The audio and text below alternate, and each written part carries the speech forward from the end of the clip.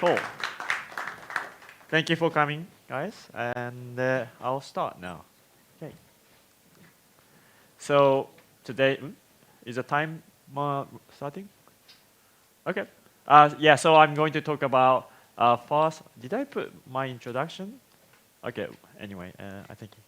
Yeah, okay, so this is my introduction. Then I go back to today's topic. So my name is I'm from Ethereum world. ENS stands for Ethereum Name Service. Who has ENS names, actually? Okay, good. Like maybe 60%, I think. And yeah, so this is my name in Ethereum, but no one understands. So ENS allows me, so that my name, yeah. The order is wrong. Okay, someone's controlling. No panic.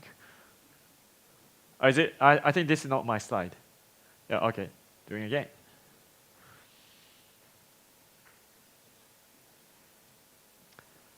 Okay. It's there, yes. Can I start? Yeah, okay. So yeah, ENS on Starknet, and so my name is, in ENS name, I'm known as matokun.is. My real name is Makoto, but Makoto token, matokun, easy, right? And, and today, yeah, so we're talking about ENS on Starknet. But before that, I'm just gonna quickly go through what is ENS, because probably people only know like 10% of what you can do with ENS. Then before I'm gonna go through the guts of ENS over Starknet, I need to explain another thing called ENS Offchain integration, which is a building block towards the L2 integration and the Starknet. Yeah, so that's the three topics. And yeah, what is ENS? So my Ethereum address, you can send token to here as well. But yeah, matoken.eth. And so I think most people knows like it does a mapping of your name into Ethereum address. But you can also do other stuff such as like a decentralized web. So for example, how many people knows IPFS? Okay, yeah, that's where usually you put like a JPEGs or NFT, all that stuff, and they tend to have another kind of non-human friendly things called content ID, content hash. So you can actually set the content hash into your name. So once you put it, this is example of DXDAO. I think you can do dxdao.is. If you put .limo, you can actually put the JavaScript HTML file. So like, yeah, you kind of have a decentralized web, which is, even though this .limo gets censored, also another thing you might not know is that IPFS has thousands of gateway node, and you can actually search their content hash IPNS/dxdao.eth. So that one, you can't just censor like all the IPFS gateway. So that's another way to guarantee the censorship resistance. And another thing we are pushing hard is we are saying like initially we modeled after kind of DNS, domain name system, but we are realizing that actually your history of all the DGen things or like a DAO thing is your identity. So we are almost treating your Ethereum address, ENS, is your Web3 identity. And the one thing you can do is you can put arbitrary things in ENS, like text record. You can put like Twitter addresses and all the stuff. You can also put your NFT information or just normal image URL. And if you log into other dApps, such as like a Uniswap, we have something called reverse resolution. So like if you log in with your Ethereum address, they can tell what ENS name. So it becomes actually a username for the dApps. So, and also, yeah, I have a small printer. So like if you want me to print your name, and I think I had a name tag here. Yeah, I have a small printer so I can print it out. And also during the DevCon, who went to DevCon? Ethereum DevCon? So like 3 people. And so we actually partner with, who knows POAP, Proof of Attendance Protocol? Half of them. So we partner with POAP that we printed basically your ENS avatar name, and this turned into your own like a POAP factory. So like today I actually created my own POAP like on the right. So like you can mint my POAP. So that kind of stuff I'm kind of treating this is Web3 kind of your username. So this is ENS, and yeah, so ENS off-chain integration. So the reason behind is, who knows Argent? Yeah, okay. So who has Argent ENS name, actually? 1, 2, 3. Yeah, 4. So when they first started, they are one of the first wallet who decided to have subdomain names to every single user. So I still have Makoto.Argent XYZ. So it's great, like the first time you create a wallet, and the first thing is, I think I went to the Starknet workshop a couple days ago, but first thing is that you create wallet, but like, oh, you have to send the like facet, and then you have to, that kind of fast. If you have a name, you can just type it. Even like when you claim the, yeah, that was great. However, what happened back in like DeFi summer and the JPEG summer for the last 2 years, it was too expensive to issue gas subnet, paying the gas to create new names and set the record. So unfortunately they stopped. But like, what we want to do is we want to bring back the good bits. And we've been working, so we have a protocol called CCIP-read, which is actually EIP, not ENS has its own ENS IP improvement protocol, but like this is part of the bigger one. It's called CCIP-read, and this is called secure off-chain data retrieval. And this looks like a kind of intimidating diagram, but the intuition is like ENS used to put all the data in L1. So that was the architecture when ENS launched back in 2017, when gas was like like ETH was like $10, and everybody saw like gas costs of 3 grades, like so expensive. That was the time of the architecture. But what we are trying to do right now is that instead of, the clients like MetaMask or ETH.js library ask for the ENS lookup, give me Ethereum address. Instead of retrieving the data from on-chain and returning, it throws an exception called it's doing the revert. But like if you look at the, maybe I don't have a pointer, revert off-chain data, what it has a sender and the URLs. So this is called gateway URL, which is just a normal URL. And the client, like ETH.js, make a HTTP post where like you can basically return the data, and it shows the data. And so that's kind of treating similar ways like in the NFT. Everybody knows like your JPEG is not on chain because that's too expensive. So it's kind of treating as like an NFT metadata stuff. But like we have a kind of clever trick to get the metadata URL through the exception. And so this is a kind of EIP. You can do it for non-ENS related stuff, but we use this underneath. And another thing is that it's called Wildcard. Again, this is just a client-side protocol that if subdomain such as amatoken.is does not exist on L1, we decided EIP to say, just ask your parent's domain. So it's asking to, there's asterisk matoken.is, but it goes to your parent, which is matoken.is, and this one can set the rule of how you get the data from not just on-chain, but you can do it from L2 and off-chain. So by doing this combination, what you can do, this is one example, actually the working example of the Coinbase.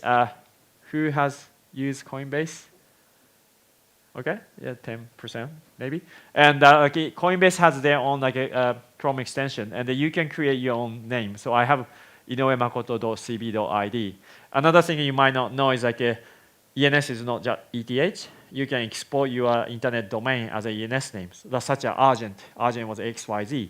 Coinbase, they do have Coinbase.is, but I think it was too long, so they took the cb.id internet domain and they imported it as a ENS. So now all the users who create their profile, they got this makoto.cb.id. And when I put like my avatar and I put like ENS website, email address, that kind of stuff.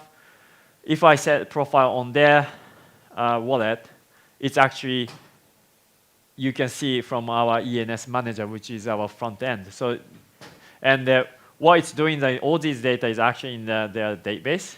So, but like using the CCIP, we are fetching the off-chain data and showing into the user without actually changing like a MetaMask. I mean, MetaMask doesn't allow you to get the data from like a Coinbase database anyway. So, and another example is a Lens. How many people has Lens? Okay, 5, 10 people, 12 maybe. And Lens has some similar username system. So, and so this is I think Stani's Lens profile, Stani.lens, and same thing. Like and the Lens is actually in Polygon. And however, if you set all these profile informations, you can actually send it to Stani.lens. So they actually kind of proxying. So Stani.lens in Polygon in Lens world is actually ENS subdomain and Stani.lens.xyz. So we are kind of trying to do, be the hub of any other like Lens is not name service, but they have a name service aspect. So if there's any other name service aspect in other chains, or like even like Instagram, like Instagram could be in Polygon. Instagram has have a username. Our ideal situation is Instagram ID. For example, if I have Makoto in Instagram, that could become like makoto.instagram.com or something. So like we can even extend Web3. Like we can be the hub with Web2 or Web3 was. So that's kind of big goal to us. And so that's so-called off-chain integration. And I have about 8 minutes. And so this is a kind of guts of a bit is that, so far what I did mention is like a off-chain solution, which is, so data was either in DBMS or, sorry to put Polygon as side chains, but basically I know they have a kind of a Plasma aspect, but like I'm just using their database kind of data as a storage, right? You just put it can be anywhere. Actually, someone did this one fork and they did it against a Google spreadsheet. So if you have like open the Google spreadsheet, they have key values, and whenever you update it, it actually updates a subdomain record, which is really, really cool, but it's pretty trusted, And again, like if you use a database, there's no gas, or like if you use sidechain, extremely small gas, but I call it trusted, partly because the data, so you are, as in the diagram, what I explain is that like, you have to call the gateway service. So this gateway service is, you have to trust the gateway service to get the data and trust the result. We actually have one layer of the ways to, not enforce, but like gateways to sign the message, and you can recover the verify the signature on the L1. But again, like if the server gets compromised, people can like set the wrong message and they redirect to the wrong address. And also, I think people might think like DeFi has more risk and the ENS is not, but ENS always has a huge risk of if your ENS resolved address gets compromised is the wrong thing, people lose money. So that's like serious thing. So this one limits to the, for example, I think Lens or Coinbase to have its own gateway service, and it may make sure it won't get like compromised. So you really have to trust. But best part is it's in production. And what we really want to bring to the table is so-called L2 resolver. And some people might have a different definition of L2, but when I talk about L2, it's a rollup, or such as optimistic rollup and the ZK rollup, where basically the chain anchor the security of L2 to L1 by mostly like in a batch committing the kind of state root order stuff into L1. And it has a little gas. And the great thing is most of the, I call it trust minimize. The reason is that like most of the, or actually pretty much if you are L2 rollups, you should be able to verify the L2 state in L1. And if you have that construct, we can actually get a storage proof from L2, and you can verify on L1. So by doing that, what we can do is like we can ask gateway to not only return the data, but return the proof. And on the L1 smart contract, you can verify. And what you can do, what that means is that you no longer don't have to trust the gateway service. So you can use anyone's gateway service. So third party we can host our own. Someone can host their own stuff. And if the data got manipulated, the L1 smart contract can just reject. That's great. Only the downside is we had a prototype on Optimism almost 2 years ago. So Nick Johnson, who is the founder of the ENS, he made an initial prototype on Optimism 2 years ago. And I worked on just a couple months ago to do the same thing on the Arbitrum. And yeah, and the intuition is like, so all the project has a kind of catchphrase. Chainlink is a Chainlink army. Synthetic is Synthetic Spartan. They look very scary, but we are all about friends because ENS, FR, friends. So we want to be friends with all L2 chains. All the L2 chains are our friends or different name service. And what we want to do is basically it's you to decide which chain you want to use by meaning that, for example, cb.id can set the resolver to point to the gateway and decide I go to off-chain. They are actually working on moving into the L2, so they have the rights to decide.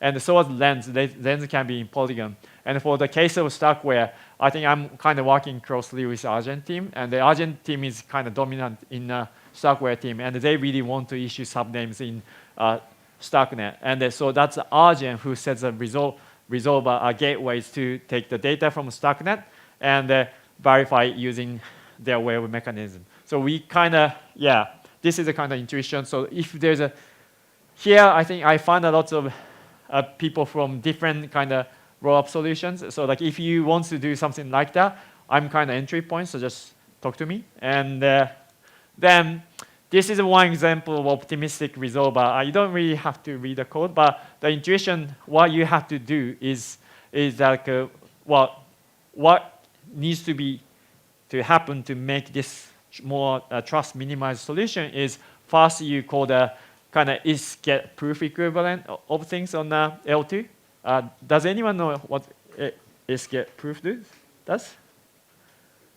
0? Okay, so this is mostly used for the, I think, light client that you can basically get the proof of the, I think, account proof and the storage proof, and then to be able to kind of verify without having the kind of full node. But we are using this one, and if you pass this, and also another assumption is like on L1, I can retrieve the state root of the L2 information. So I have to kind of not trust, but like I have to make sure these all roll-ups gives me the correct information.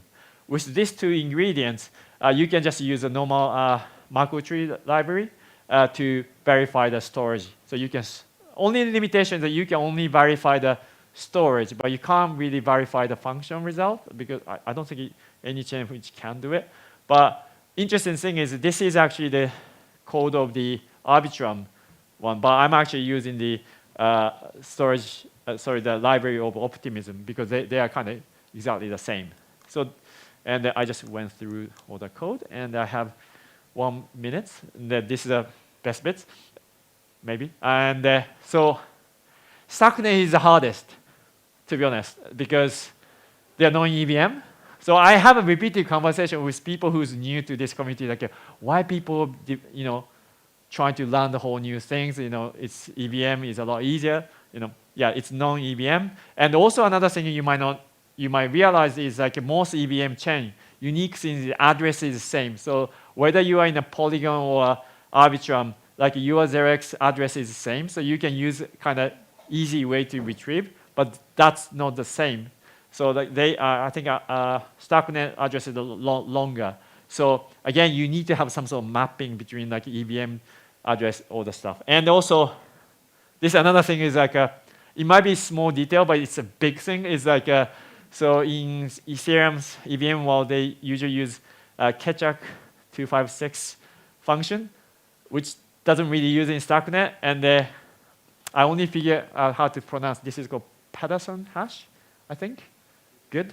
Yeah, and I think you guys are even going to switch to the new one, the Poseidon hash or something, like scary naming function function thing. So this one makes it hard to use the same way of like kind of verifying, because yeah, like I can't use the same way as for the optimism or arbitrum. They can just use Kejac things, but I think here you need a different one. So so I had to submit the 6 second. I'll finish soon, but okay. When I had to submit the slide like 3 days ago in advance, at that point I saw this is a state. I only have to do. We've only had one out of 4 things it has to happen. But like in the blockchain world, everything happens in the doc ESP, right? Then like I had but actually it's actually all done. I only figured out 2 days ago. That's amazing. You know the secret is the community of the Starknet. Is there anyone from Nethermind team? Yeah, hello. Yeah, so Nethermind team actually made a proposal to say, hey, we can make the solution because I can't write a Cairo. And no one in the ENS team can write a Cairo, but the community said, hey, I'll do it. And they actually came in. I met with him 2 days ago. I sat down and I just looked at the code. Oh, actually, it's not as difficult as what I thought. So like it's there. Yeah, okay, finish it. But I think community is great and they're doing everything. So like I think I want to give a huge applause to Nethermind guys and also Starknet ID. You might think we are competitor, but we are working out together. So we try to do basically Starknet. We want to use Stark because we can write the Cairo. So we're trying to work with them to make the things together. So that's it. And yeah, thank you.